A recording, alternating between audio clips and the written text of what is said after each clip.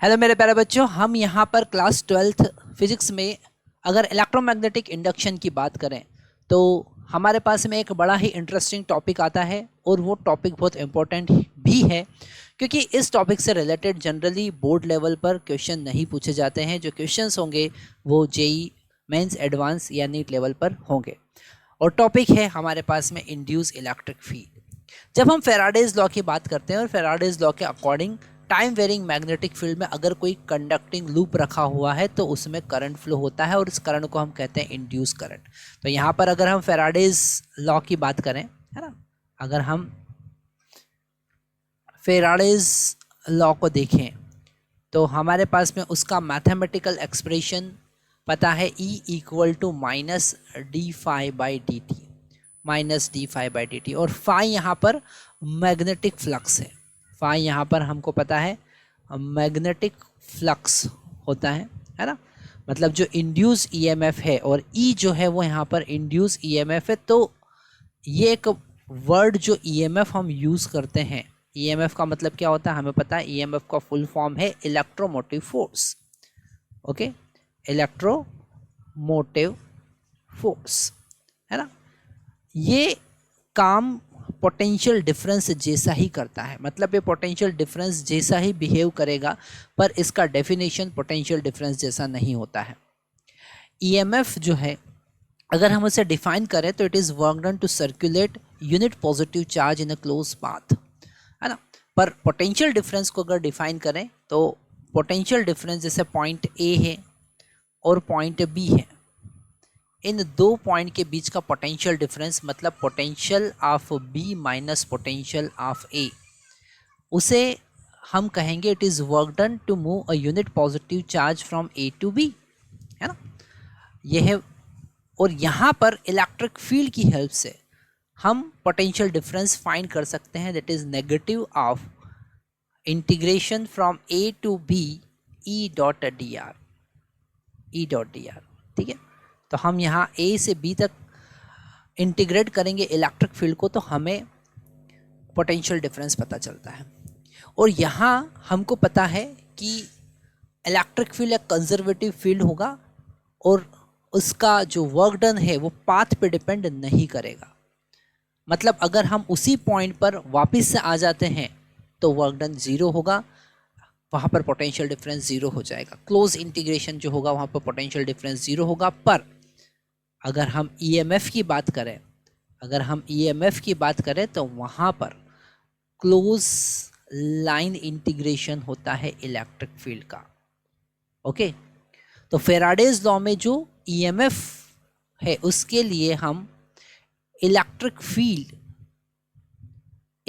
Field को integrate करेंगे on close path, है ना। तो ये ईएमएफ का हमारे पास एक्सप्रेशन आया in terms of electric field which is equal to minus D phi by D T, है ना।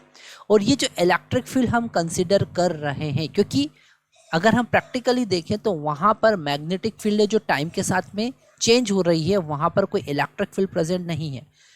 जो इलेक्ट्रिक फील्ड वहाँ पर बनेगी वो होगी इंड्यूस इलेक्ट्रिक फील्ड, और यही इलेक्ट्रिक फील्ड चार्ज को क्लोज पाथ पर सर्कुलेट करेगी, इसलिए हम इसे कहेंगे induced electric field, induce electric field. Okay, और ये इलेक्ट्रिक फील्ड को अगर हम क्लोज पाथ पर इंटीग्रेट करें तो वो ईएमएफ होगा और अकॉर्डिंग टू फेराडेज लॉ वो minus D phi by D T के बराबर होगा।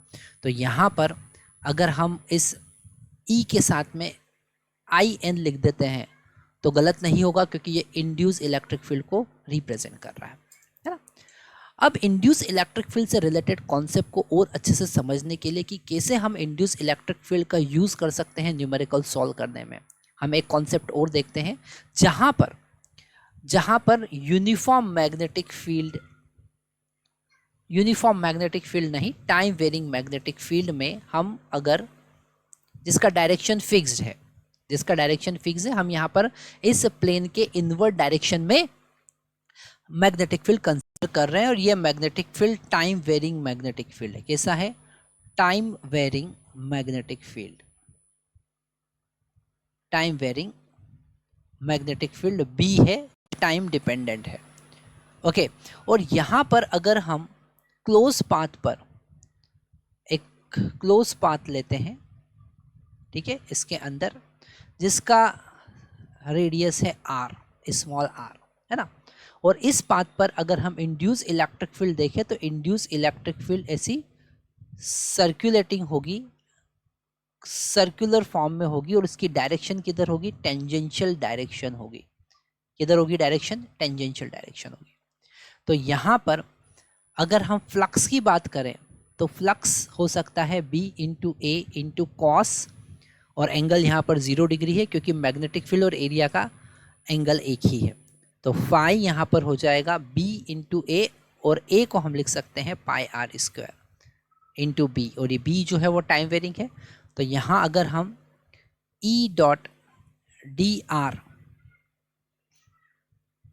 की बात करें तो वो हो जाएगा हमारे पास में a into D B by D T, A यहाँ पर पाई आर स्क्वायर आप लिख सकते हैं। तो ये एक एक्सप्रेशन आया हमारे पास में जिसकी हेल्प से हम इंड्यूस इलेक्ट्रिक फील्ड निकाल सकते हैं। ओके, और इसी से रिलेटेड हम एक और कॉन्सेप्ट देखते हैं। अगर हम टाइम वेरिंग मैग्नेटिक फील्ड की बात करें, और टाइम वेरिंग मैग्नेटिक फील्ड अगर पूरे एरिया में, पूरे रीजन में एक जैसा फैला हुआ है ना, जिसका डायरेक्शन इनवर्ड है पर टाइम के साथ में वेरी कर रहा है, तो आप ये वाला कॉन्सेप्ट यहाँ पर लगा सकते हैं। पर हम यहाँ पर अब नया कॉन्सेप्ट देख रहे हैं जिसमें time varying induce electric field जो है वो एक एरिया तक ही है ना। तो यहाँ पर हम जो कॉन्सेप्ट देख रहे हैं टाइम वेरिंग मैग्नेटिक फील्ड का, जरा ध्यान से देखना है, बहुत इंपॉर्टेंट कॉन्सेप्ट हम डिस्कस कर रहे हैं। यहाँ पर अगर हम टाइम वेरिंग मैग्नेटिक फील्ड की बात करें जो एक फाइनाइट एरिया तक ही है, मतलब कि कैपिटल आर रेडियस वाले सर्कल के अंदर अंदर ही है, इनवर्ड डायरेक्शन में, ठीक है। यहाँ पर हम एक सर्कुलर एरिया के अंदर अंदर ही मैग्नेटिक फील्ड कंसिडर कर रहे हैं, और इस सर्कुलर एरिया का रेडियस जो है वो है हमारे पास में कैपिटल आर।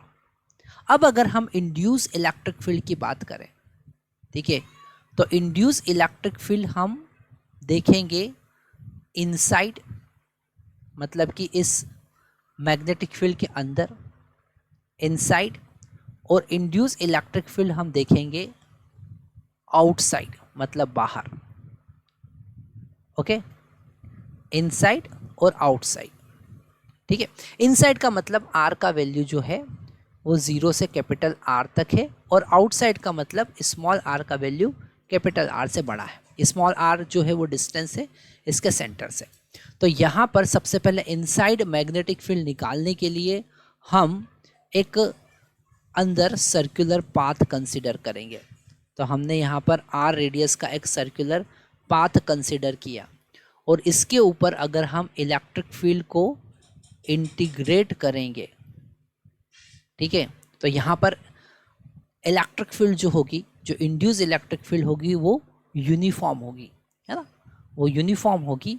मतलब कि आर के साथ में जब हम उसका डॉट प्रोडक्ट करेंगे तो हमको उसका डायरेक्शन और डी आर जो डिफरेंशियल हम सर्कुलर पाथ पे सर्कुलेट कर रहे हैं तो सेम होगा, है ना। इसको हम लिख सकते हैं एरिया कितना होगा, अंदर अंदर का एरिया लेना है, वो होगा pi R square into D B by D T, और D B by D T का मतलब जिस रेट से मैग्नेटिक फील्ड चेंज हो रही है।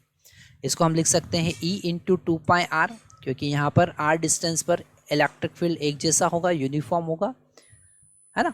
डायरेक्शन बस उसका चेंज हो रहा है जो कि डिस्प्लेसमेंट की डायरेक्शन में ही होगा, ठीक है, into pi R square into D B by D T. तो यहाँ से पाई कैंसिल हो जाएगा, एक आर से एक आर भी कैंसिल हो जाएगा, और इंड्यूस इलेक्ट्रिक फील्ड हमको मिलेगा माइनस, यहाँ पर माइनस साइन भी हम लिखेंगे, minus r/2 into D B by D T. तो इस एक्सप्रेशन से सबसे इंपॉर्टेंट कॉन्सेप्ट हमको पता चला कि इनसाइड अगर हम इलेक्ट्रिक फील्ड की बात करेंगे तो इनसाइड इलेक्ट्रिक फील्ड आर के डायरेक्टली प्रोपोर्शनल है, मतलब सेंटर से जैसे जैसे हम दूर जाते जाएंगे वो इलेक्ट्रिक फील्ड इंक्रीज होगा। अब हम आउटसाइड इलेक्ट्रिक फील्ड की बात करें, और आउटसाइड इलेक्ट्रिक फील्ड की को फाइंड करने के लिए हम फिर से एक आउटसाइड सर्कुलर पाथ कंसिडर करेंगे, और आउटसाइड सर्कुलर पाथ कंसिडर करके अगर हम इलेक्ट्रिक फील्ड को उस सर्कुलर पाथ पर इंटीग्रेट करेंगे तो हमको मिलेगा A इंटू dB/dt। ए मतलब कि एरिया, और एरिया यहाँ पर कौन सा लेना है? सबसे पहले अगर हम induce electric field into 2πr लिखें तो कोई दिक्कत वाली बात नहीं है, क्योंकि यहाँ पर भी इलेक्ट्रिक फील्ड जो होगी वो हमारे डिस्प्लेसमेंट की डायरेक्शन में होगी, सर्कुलर इलेक्ट्रिक फील्ड ही होगी।